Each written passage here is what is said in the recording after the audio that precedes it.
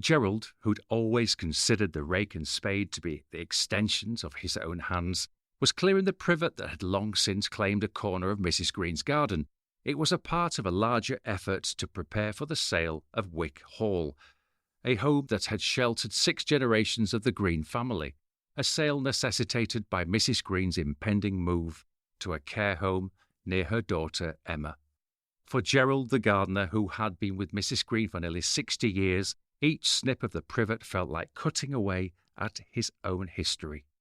Gerald was so consumed by his thoughts that he dropped his shears into the thick undergrowth. As he bent down to retrieve them, his eyes caught a glimpse of something, a discoloured greenish plastic pipe. It was hardly recognisable, overgrown by moss and tangled amidst roots, but Gerald knew it instantly. The hosepipe. Though this was no mere tool for watering plants, this was a true relic of laughter and sunlit days. To the children and grandchildren of Mrs. Green, it had been a fearsome snake in their pretend adventures, a trap for imaginary beasts, a lifeline in games of rescue, and the conveyor of cold, clear, liquid joy during hot summers. Mrs. Green, once the vibrant core of Wick Hall on Barnsley Road, was now in her twilight years. She'd been hanging framed memories around her as talismans, yearning for the lost vividness of her past, a life full of the laughter and clamour of her little darlings. Pulling the hosepipe out from its leafy burial, Gerald felt an ache in his chest. It wasn't just nostalgia, but something more, like being presented with a piece of your own soul that you didn't know was missing. This connection wasn't just to the object, but also to the life it represented, to all the lives it had touched. It was as if the hosepipe had soaked up all the joy and laughter it had once been a part of.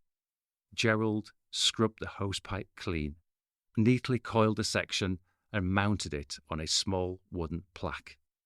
Inside Wick Hall, Mrs. Green was wandering from room to room, pausing occasionally to look at photographs of her children and grandchildren. Her memory had grown patchy, like an old quilt with more holes than fabric.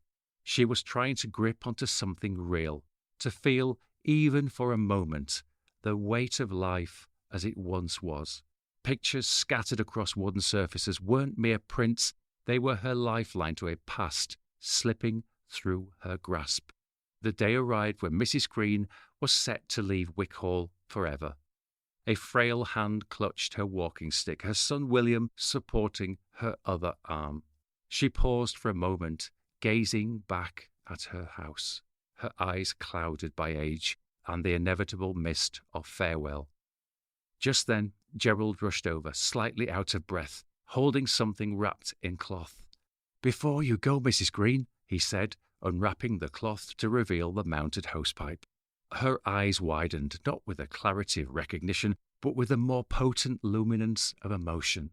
She didn't have to remember the hosepipe for it to mean something. It was as if this small piece of plastic and rubber concentrated the essence of her home, a sanctuary of simple but boundless joy.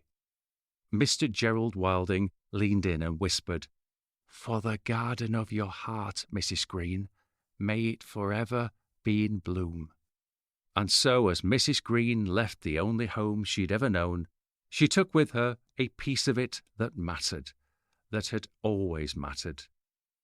And in that moment, both she and Gerald understood that it's not the grandiosity of life, but its small, often overlooked treasures that create an emotional montage, radiant and indelible. William drove away with his mother, leaving Wick Hall for the last time. Gerald watched them go, his eyes misty, but he felt a sense of completion. Even a humble hosepipe had its place in life's grand plan, he thought. This was not a goodbye, but a tribute, an everlasting testament to the garden of moments, cultivated and cherished, now and forever.